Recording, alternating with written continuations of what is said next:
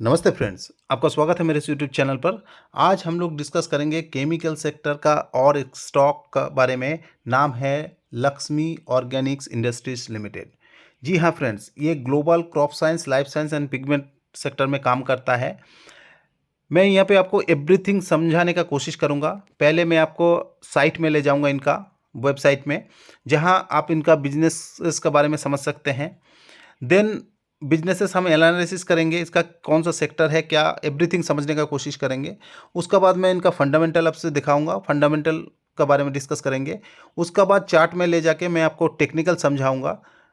उसका बाद हम लोग कोई डिसीजन लेने का कोशिश करेंगे कि अभी क्या किया जा सकता है, क्योंकि इसका बारे में मेरे पास बहुत सारा क्वेश्चन आया कि क्या कर सकते हैं, क्या नहीं कर सकते हैं।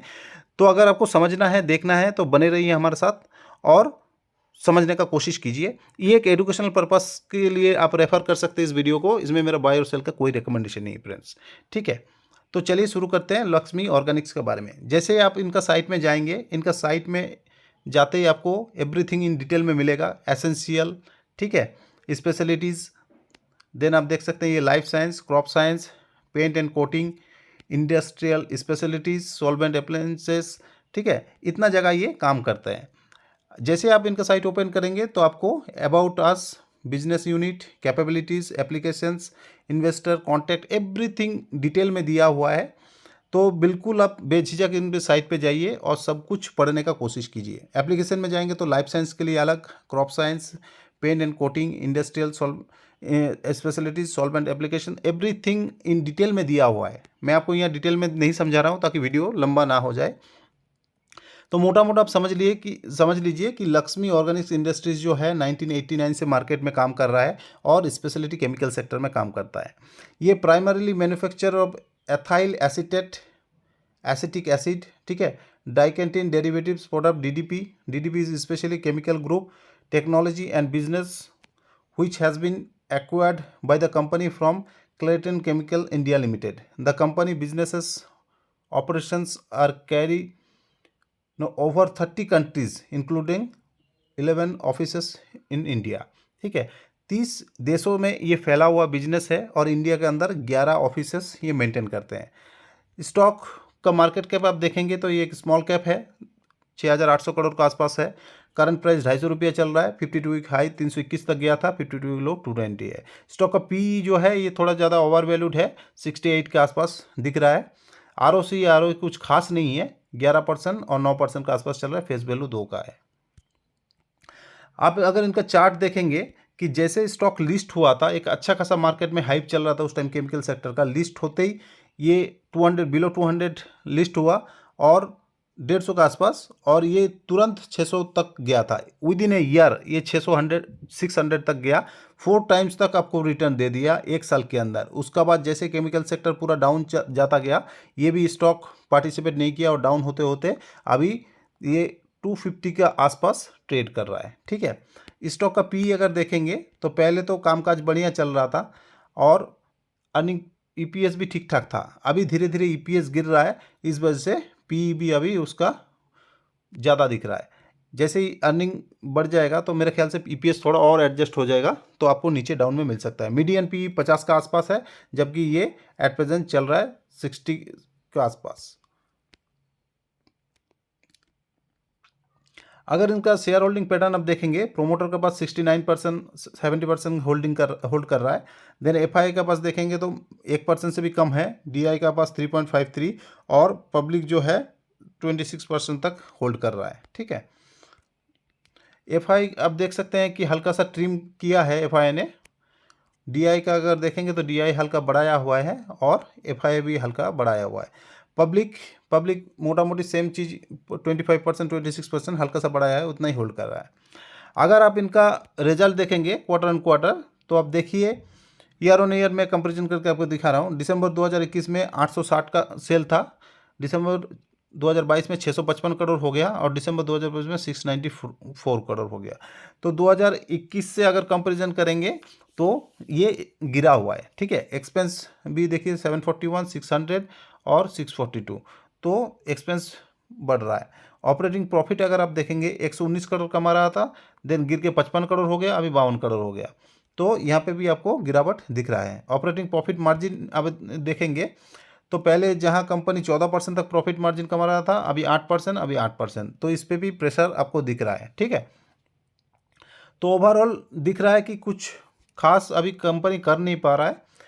जहां प्रॉफिट बिफोर टैक्स 100 करोड़ तक आ रहा था, अभी 34 और 30 के आसपास आके स्टिक हो गया, जो एक नेगेटिव बात है। ठीक है, नेट प्रॉफिट 82 करोड़ था, 27। ठीक है, अच्छी बात है कि यहाँ से ज़्यादा गिर नहीं रहा है, लेकिन एक ड्रास्टिकली गिरा हुआ है। ईपीएस जहाँ 3 रुपया तक कमा रहा था, अभी 1 रुपया से भी नीचे आ गया है, तो ये एक नेगेटिव चीज़ है। कंपाउंड इनका अगर देखेंगे, कंपनी लिस्ट होकर ज़्यादा दिन नहीं हुआ, इस वजह से स्टॉक सीएजीआर कुछ दिख नहीं रहा है। रिटर्न ऑन इक्विटी भी कुछ खास नहीं, 15-16 का आसपास दिख रहा है। कंपाउंडेड प्रॉफिट ग्रोथ कुछ खास नहीं है, अभी ट्रेलिंग 12 मंथ में 41% माइनस में आ रहा है, ये भी माइनस में दिख रहा है आपको। ठीक है, तो चलिए चार्ट में जाकर देखते हैं कि क्या बन सकता है।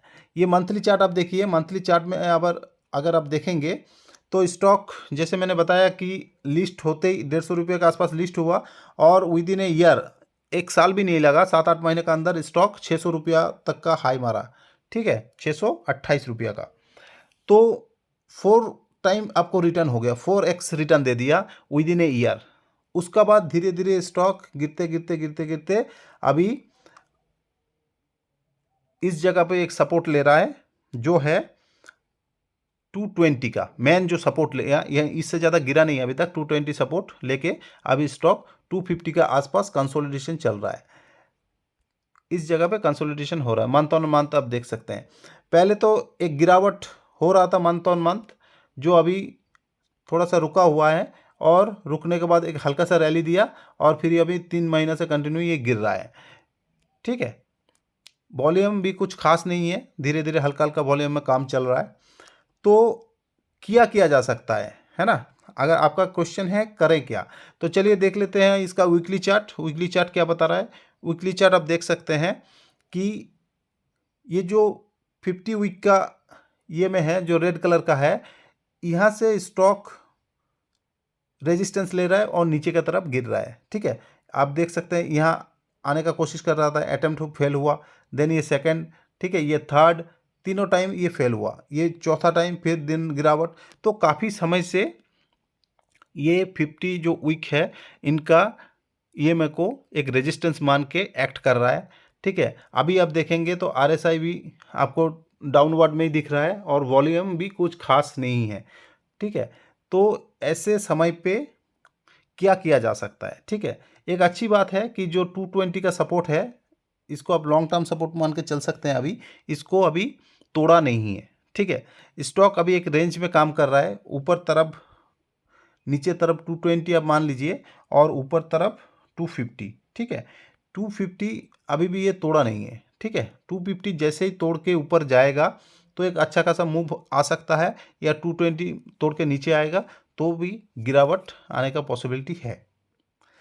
तो अगर डेली चार्ट को ठीक से देखेंगे, ये सारे मूविंग एवरेज का नीचे आप चल रहा है, देख सकते हैं। और वॉल्यूम जैसे मैंने बताया आपको, वॉल्यूम ड्राई है, कुछ ज़्यादा वॉल्यूम में काम नहीं चल रहा है। RSI भी आपको टूवर्ड्स डाउनवर्ड ही दिख रहा है।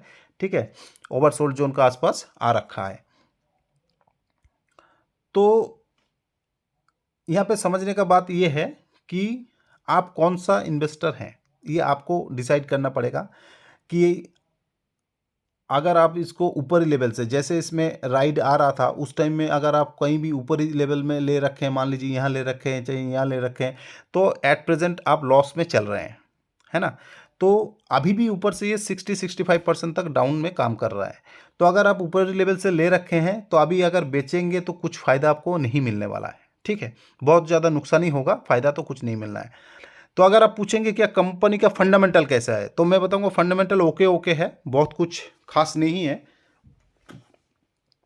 टेक्निकल क्या बता रहा है? टेक्निकल भी अभी ठीक है, साइडवेज टू नेगेटिव आप बोल सकते हैं, ज़्यादा पॉजिटिव नहीं हुआ। केमिकल सेक्टर पूरा अभी अंडर परफॉर्म कर रहा है।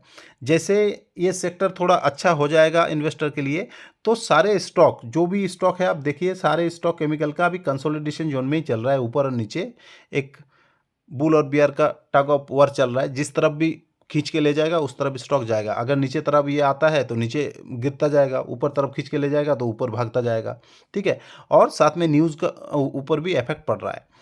तो डिपेंड कर रहा है कि आप कौन सा इन्वेस्टर है, आप लॉन्ग टर्म इन्वेस्टर है, क्या आप स्विंग ट्रेडर है, क्या आप इसमें लॉन्ग टर्म के लिए एक्यूमुलेशन करके चल सकते हैं, या ऊपर लेवल से फंसे हैं अभी बाई कॉस्ट एवरेज कर सकते हैं। तो आप कौन सा चीज़ करना चाहते हैं ये डिपेंड करता है आपके ऊपर।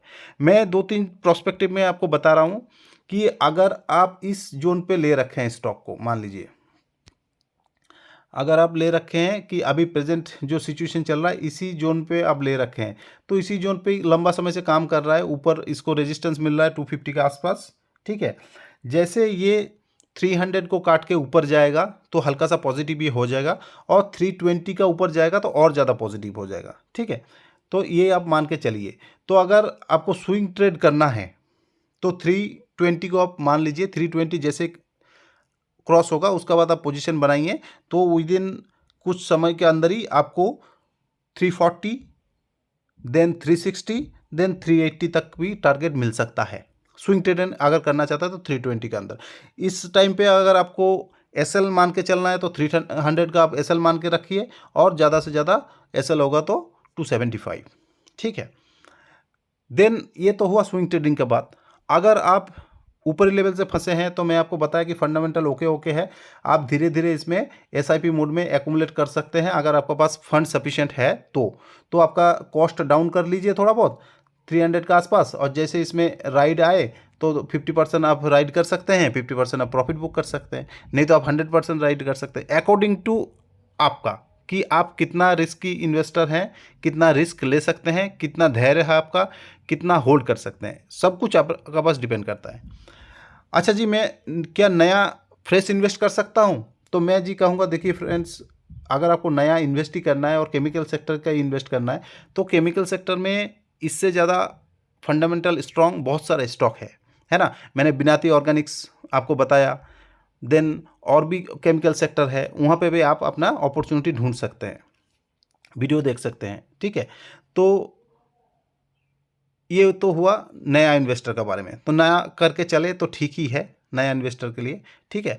आप दूसरे जगह केमिकल सेक्टर में बहुत सारे स्टॉक है जो अभी लौट रहा है नीचे, उनको अब अच्छा खासा पोजीशन में ले लीजिए, धीरे धीरे बाई कर सकते हैं और लंबे समय में होल्ड कर सकते हैं, ठीक है। तो नीचे के लेवल के लिए अभी 220 का सपोर्ट मान लीजिए आप, अच्छा खासा सपोर्ट है, और ज़्यादा से ज़्यादा गिरेगा तो 200 का सपोर्ट, ये दो सपोर्ट आप मान के चल सकते हैं नीचे लेवल में, ठीक है। 220 200 ऊपर तरफ आप 300 320, और ये इस जोन को एक अच्छा खासा रेजिस्टेंस मिल रहा है। जैसे 300 को या 320 को काट के ऊपर जाएगा स्टॉक में एक अच्छा खासा रैली आ सकता है। तो ये तो मैं आपको अभी बता रहा हूँ, ये पॉइंट ऑफ व्यू होना चाहिए, इस हिसाब से आप काम कर सकते हैं, ठीक है। कैसे काम करना है, नहीं काम करना है, ये एक एडुकेशन पर्पस के लिए मैं समझाया। जो भी मैंने डिस्क्लेमर दिया बाय और सेल का, ये जस्ट एक केस स्टडी है, इसके लिए आप इसको मान सकते हैं, इसमें मेरा बाय और सेल का कोई रिकमेंडेशन नहीं है फ्रेंड्स। आई होप, आशा करता हूँ ये वीडियो आपको अच्छा लगा। अगर कहीं भी वीडियो आपको अच्छा लगा है तो फ्रेंड एंड फैमिली के साथ शेयर कीजिए, और लाइक शेयर्स एंड सब्सक्राइब कीजिए। और आपका भी कोई क्वेश्चन है कोई भी स्टॉक के बारे में तो नीचे कमेंट सेक्शन में आप बेझिझक पूछ सकते हैं, उसके लिए भी मैं जल्दी वीडियो लाने के लिए कोशिश करूँगा। तो thank you friends, have a nice day.